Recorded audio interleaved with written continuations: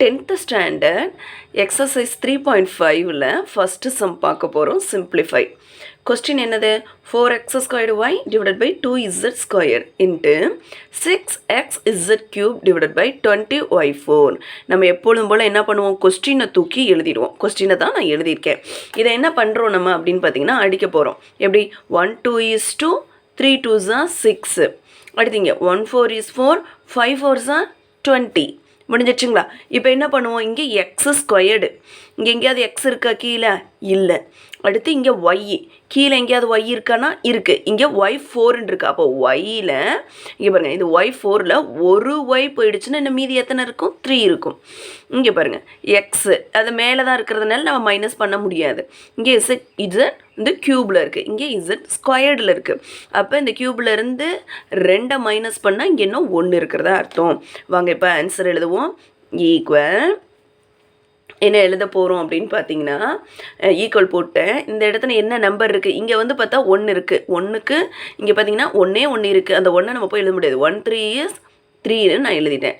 இங்கே x². இங்கே ஒரு x இருக்கா? x² ஒரு x ஆட் பண்ணால் x³ இங்கே ஒய் இல்லை.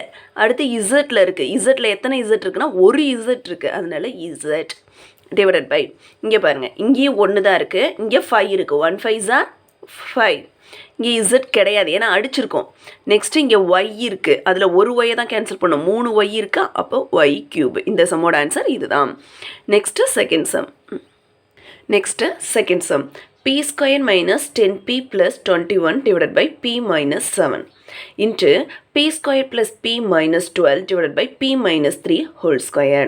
எழுதிட்டோமா? எப்பொழுதும் போல் நம்ம என்ன பண்ணிக்க போகிறோம்? கொஸ்டினை தூக்கி எழுத போகிறோம். p² minus 10p plus 21 divided by p minus 7 into p² plus p minus 12 p minus 3 whole square. எழுதியாச்சா? இப்போ நெக்ஸ்ட்டு இந்த 21 வந்திருக்கா, இங்கே 12 வந்திருக்கு. இது ரெண்டுக்கு நம்ம என்ன பார்க்க போகிறோம்? ட்ரீ ஃபேக்சர் பார்க்க போகிறோம்.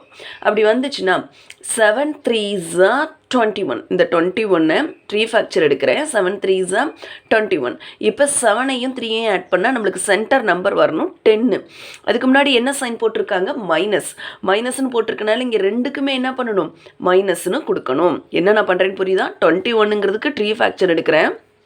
நான் இங்கே எந்த நம்பரால் பெருக்கிறனோ அந்த நம்பர் இந்த சென்டரில் இருக்கிற நம்பர் மாதிரியே ஜாயிண்ட் ஆகணும். இப்போ பாருங்களேன், 7 3s are 21. இந்த 7ஐயும் 3ஐயும் ஆட் பண்ணால் எனக்கு என்ன கிடைக்கிது? 10. அப்போ 10 கிடைச்சிருச்சா?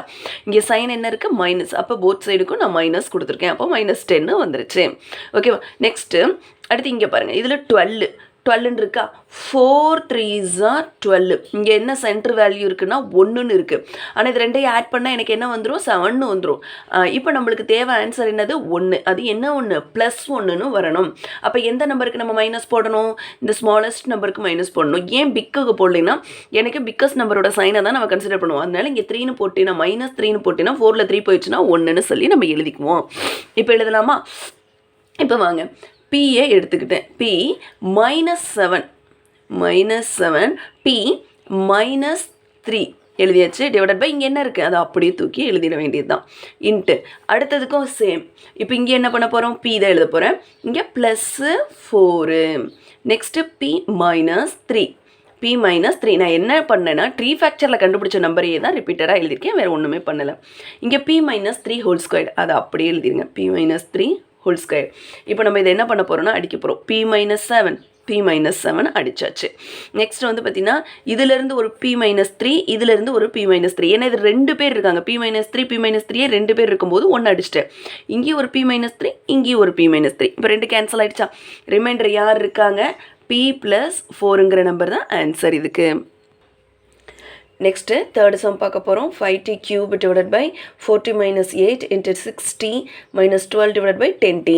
அப்படியே சம்ம தூக்கி கொஸ்டின் இருக்கு இல்லையா? கொஸ்டினை தூக்கி எப்பொழுதும் போல் நம்ம எழுதிடுவோம். இதில் நம்ம என்ன பண்ண போகிறோங்கிறதையும் நான் தெளிவாக சொல்லிடுறேன் உங்களுக்கு. 5t³ அப்படியே எடுத்து எழுதிடுங்க.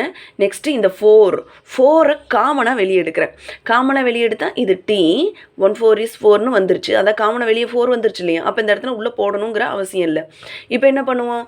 2 4s are 8 8ங்கிற ஆன்சர் வந்துருச்சா? நீ அதுக்கு தான் 4 காமனாக வெளியே போட்டிருக்கேன். இந்த டீயை போட்டுக்கணும். 2 4s are 8ங்கிற ஆன்சரும் வந்துருச்சு. நெக்ஸ்ட்டு இன்ட்டு இங்கே 6 காமனாக வெளியேடுங்க. அப்போ 1 6 are 6 அந்த 1 போட்டாலும் ஒன்று தான் போலினாலும் ஒன்று தான். டீயை போட்டேன். மைனஸ் 2 6 are 12 2 6 are 12 வந்துருச்சு. இதுக்கு தான் நம்ம 6 காமனாக வெளியே எடுத்துகிட்டு அந்த நம்பரை நம்ம ஈஸியாக எழுதிடலாம். அடுத்தது நம்ம என்ன எழுதணும்? 10t. இப்போ இதில் என்ன பண்ண போகிறோம்னா சம்ஸை நம்ம சால்வ் பண்ண போகிறோம். இப்போ எப்படி அடிக்கலான்னு பார்க்கலாங்களா? இப்போ வந்து 2 2s are 4 3 2s are 6 முடிஞ்சிருச்சா? அடுத்தது வந்து பார்த்திங்கன்னா 3 2s are 6 முடிஞ்சிருச்சு. வேறு ஏதாவது அடிக்க முடியுமா? 1 5 is 5 2 5s are 10. இப்போ இங்கே பாருங்கள் 2 2s are 4ன்னு வந்துருச்சு. இங்கே டீ அடிப்போம். இதிலேருந்து ஒரு டீ இங்கேருந்து ஒரு டீ போயிடுச்சுன்னா 2. இங்கே ஒரு டீ இங்கே ஒரு டீ போயிடும். முடிஞ்சிருச்சு. இப்போ இங்கே வேறு என்ன அடிக்க முடியும்னு பாருங்கள். இங்கே 2 2s are 4 இங்கே வாங்க. இந்த இடத்துல ஒரு 2 இருக்கா? 1 2 is 2 1 2 is 2 கேன்சல் ஆகிடுச்சு. ஓகே, இப்போ என்ன ஆன்சர் அப்படின்னு பார்த்தீங்கன்னா ரிமைண்டர் யார் யார் இருக்காங்கன்னு பார்க்கணும். 3 இருக்குது. அதுக்கப்புறம் டிவைடட் பை இங்கே 2 2s are 4 முடிஞ்சிச்சா? 2 2s are 4 இதையும் நான் அடிச்சிட்டேன். அடித்ததுக்கு போக ரிமைண்டர் இருக்கிறவங்கள மட்டும் எடுத்து எழுதியிருக்கேன். இங்கே t ஸ்கொயர்டு இந்த t ஸ்கொயர்டை மட்டும் இங்கே வச்சுக்கிட்டா போதும். இதுதான் ஆன்சர் இந்த சம்மோடது.